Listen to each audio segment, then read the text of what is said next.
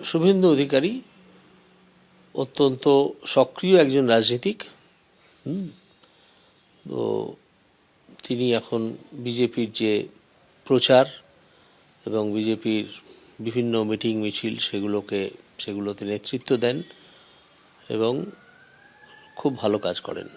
অত্যন্ত অত্যন্ত কর্মী মানুষ।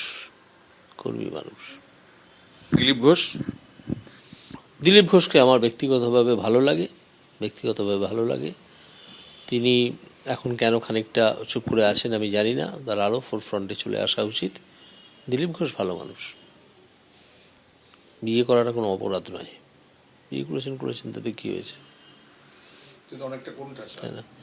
কোন ঠাসা নাকি নিজেই নিজেকে আড়ালে রেখেছেন সেটা আমি জানি না, কিন্তু তিনি যে সামনে আসছেন না, আরও সক্রিয় ভূমিকা নিচ্ছেন না, এটা আমরা সবাই দেখতে পাচ্ছি।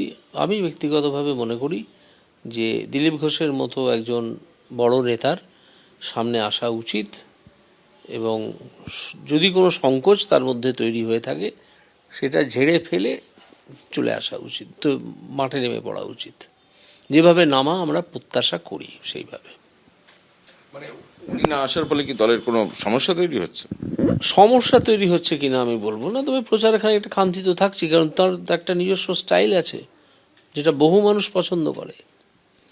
এটা তো ভুলে গেলে চলবে না যে তারই সভাপতিত্বে আমরা 18 জন এমপি পেয়েছিলাম, তাই না?